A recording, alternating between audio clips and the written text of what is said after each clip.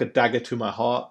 Uh, so Sony will reportedly close the PS3, PlayStation Vita, and PSP stores permanently this summer. Citing an unnamed source, the gamer claims Sony will shut down the PS3 and PSP online marketplaces on July 2nd, followed by the PS Vita store on August 27th. After the closures, players will no longer be able to buy digital games or DLC for the three platforms. Sony is reportedly planning to announce the plans this month. This pisses me off, Alex. It's like Yeah. Sony have one of the greatest legacies in the video game industry in terms of quantity of games. PS1, Yeah. PS2, PS3, PS4, PSP, PSP, and they just don't give a.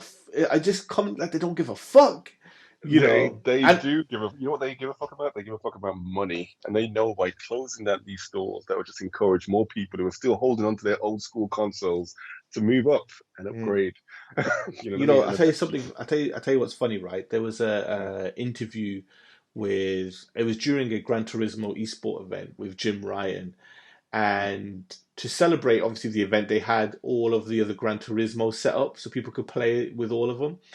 And yeah. somebody asked him, an interviewer asked him, why is Gran Turismo, the older libraries, not playable on the Hmm. current machines? And he said, Yeah. look at it. Why would you want to play it when you can play Gran Turismo Sport? And I'm like, that's not the mentality you want to have, mate. We want the It legacy isn't. games. I think it's It more isn't. annoying that Microsoft are trying so hard to, well, they need to get those Yeah. legacies on to pad out, the lack of what they currently have. But I still just think like you've got PlayStation now, you know how to do it. You've got a great engineering department. Fucking use it and get these games on PlayStation now. But it's just like Sony are like, yeah, we'll just get around Emulate to it. them.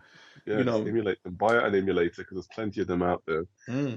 and then just make it a staple, for the PlayStation, well, for PlayStation. And that's it. So you can actually just But access it's all weird the though legacy. because Sony have said it, like Jim Ryan has said it, that they see PlayStation as quality over quantity, and they look at it as like the ultimate experience, the James Cameron experience in a cinema and stuff like that. Yeah.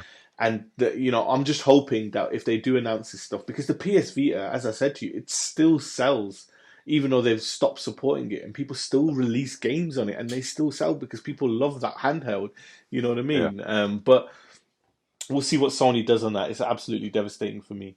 But it's also a case of, the argument between digital and physical, you know what I mean? Because Yeah, these are one of the risks out there now, isn't it? but they've got They're one yeah, of the they risks. probably see the numbers, don't they? And but Yeah.